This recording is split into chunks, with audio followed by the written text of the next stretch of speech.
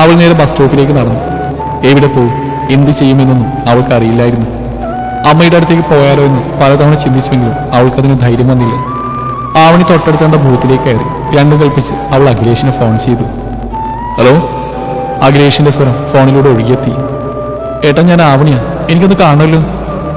ആവണി അവൾ നിൽക്കുന്ന സ്ഥലം അവന് പറഞ്ഞു കൊടുത്തു. ആ, ഞാനിപ്പോ വരാം. ആശ്വാസത്തോടെ ആവണി ഫോൺ കട്ട് ചെയ്തു. 15 മിനിറ്റ് കഴിഞ്ഞപ്പോൾ അഖിലേഷ് ആവണി നിൽക്കുന്ന ബസ് സ്റ്റോപ്പിലെത്തി. കയ്യിൽ ബാഗുമായി നിൽക്കുന്ന ആവണിയെ കണ്ട് അവൻ കാര്യം തിരക്കി. അവൾ അവനോട് നടന്നെല്ലാം പറഞ്ഞു. അവന് നിന്നെ വേണ്ടതുപോലെ സ്ഥിതിക്ക് ഇനി അവിടെ തുടരുന്നില്ല, അർത്ഥമില്ല.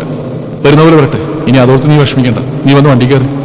അഖിലേഷ് ആവണിയുടെ കയ്യിൽ നിന്ന് ബാഗ് വാങ്ങിച്ച് കാറിൽ കൊണ്ടുപോയി വെച്ച് മുൻ സീറ്റിൽ അവൻ്റെ അടുത്തായി അവൻ കയറിയിരുന്നു. അഖിലേഷ് കാർ സ്റ്റാർട്ട് ചെയ്തു. നമ്മളെങ്ങോട്ടാ പോകുന്നേ?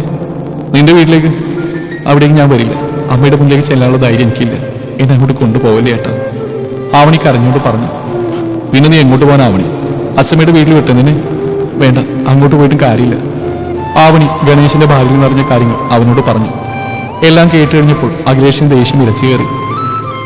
നീ ഇത്രയ്ക്ക് മന്ദബുദ്ധിയായി പോയല്ലോ ആവണി. ഇനിയെങ്കിലും ആൾക്കാരെ മനസ്സിലാക്കാൻ ശ്രമിക്കുന്നേ.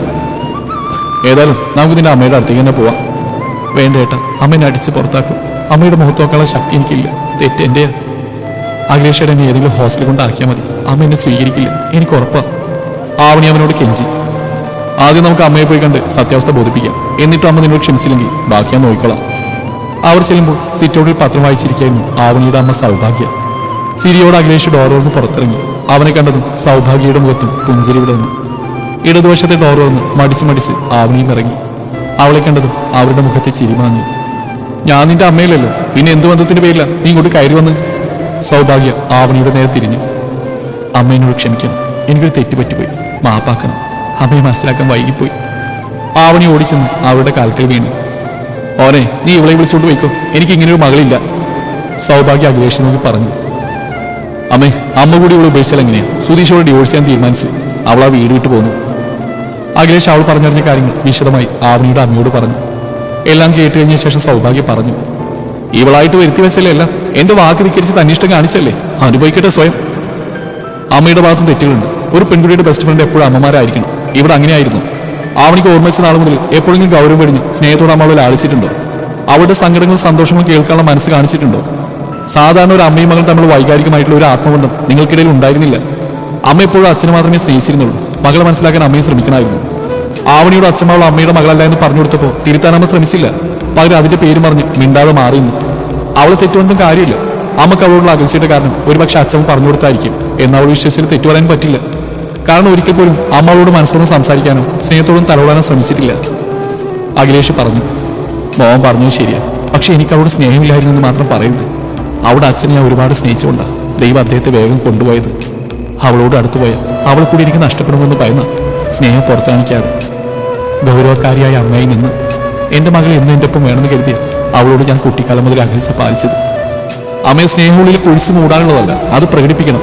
അമ്മ അവൾക്ക് വേണ്ടുന്ന സ്നേഹവും കരുതൽ കൊടുത്തിരുന്നെങ്കിൽ ഒരിക്കലും അവൾ അച്ഛമ്മയുടെ കെണിയിൽ വീഴില്ലായിരുന്നു. അവളോട് അവരുമായിട്ടൊരു ബന്ധവും വേണ്ടെന്ന് പറഞ്ഞിട്ടും ഞാനറിയാതെ അവൾ രഹസ്യമായിട്ട് അവരോട് മിണ്ടിയില്ലേ. അവരുടെ വാക്ക് വിശ്വസിച്ച് ഞാൻ സ്വന്തം അമ്മയല്ലെന്ന് വരെ എന്റെ മുഖത്ത് നോക്കി അവൾ വിളിച്ചു പറഞ്ഞില്ലേ. നൊന്ത് പറ്റൊരു അമ്മക്ക് അത് സഹിക്കില്ല. അത്രയും നാൾ അവൾ വളർത്തി വലുതാക്കി എന്നേക്കാൾ അവൾക്ക് വിശ്വാസം അവരെ ആയിരുന്നില്ലേ. അവരുടെ ചതി സ്വയം മനസ്സിലാക്കട്ടെ എന്ന് കരുതി തന്നെയാണ് ഞാനന്ന് തിരുത്താൻ മുതിരാതിരുന്നു. പക്ഷെ ഞാൻ അവളോട് ക്ഷമിക്കായിരുന്നു.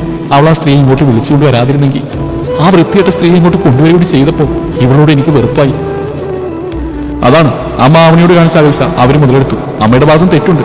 കാര്യങ്ങൾ പറഞ്ഞ് അവൾ മനസ്സിലാക്കാൻ ശ്രമിക്കണമായിരുന്നു. ആവണി മാത്രം കുറ്റം പറഞ്ഞ കാര്യമില്ല. മോനെ എന്തൊക്കെ പറഞ്ഞാലും ഇവളോട് ഞാൻ ക്ഷമിക്കില്ല. ഇവളെയും വിളിച്ചുകൊണ്ട് അഖിലേഷ് ചെല്ലി. സൗഭാഗ്യ പറഞ്ഞു. ഞാൻ പറഞ്ഞല്ലേ ഏട്ടനോട് എന്നെ ഇങ്ങോട്ട് കൊണ്ടുവരരുതെന്ന്. അമ്മ എന്നെ സ്വീകരിക്കില്ലെന്ന് ഞാൻ ആദ്യമേ പറഞ്ഞല്ലേ. ആവണി അഖിലേഷിനോട് പറഞ്ഞു. ഇനി അമ്മയെ ശല്യപ്പെടുത്തി ഞാൻ വരില്ല. ഏതെങ്കിലും ഹോസ്റ്റലിൽ പോയി നിന്നോളാം ഞാൻ. കരഞ്ഞുകൊണ്ട് ആവണി ഓടിപ്പോയി കാൽ കയറി. സൗഭാഗ്യ അഖിലേഷിന് നേരെ തിരിഞ്ഞു. മോനെ, അവളെ നോക്കിക്കൊള്ളണം. ഇപ്പോഴും വകതിരിയില്ല അവൾക്ക്. കുറച്ച് നാൾ ഒറ്റയ്ക്കൊന്ന് പഠിക്കട്ടെ. എൻ്റെ മോളല്ലേ അവൾ. അവളോട് ക്ഷമിക്കാതിരിക്കാൻ എനിക്ക് കഴിയല്ലോ. ഈ പ്രശ്നങ്ങൾക്കൊന്ന് മാറും വരെ അവൾ ഹോസ്റ്റലിൽ തന്നെ നിൽക്കട്ടെ.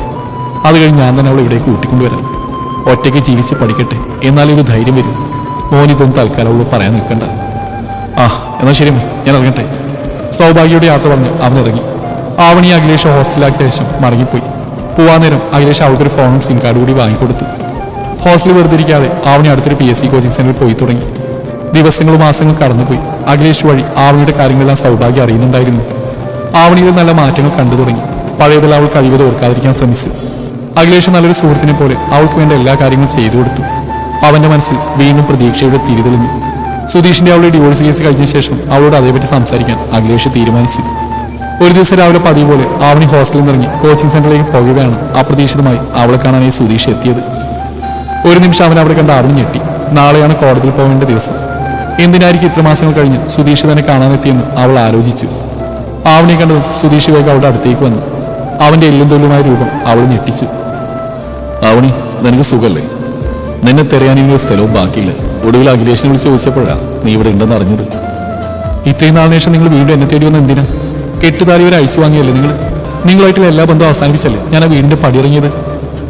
പഴയതൊക്കെ മറന്ന് നിന്നെ തിരിച്ചു വിളിച്ചു കൊണ്ടുപോകാനാണ് ഞാൻ വന്നത്.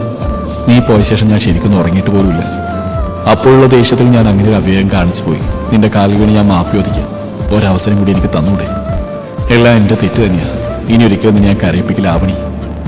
എന്നെ തിരിച്ചുകൊണ്ടുവരാണ് വന്നെങ്കിൽ സുധീരന് പോവാം. ഞാനിപ്പോൾ പഴയ ആവണിയില്ല. എൻ്റെ മനസ്സിൽ പോലും ഈ മുഖമില്ല.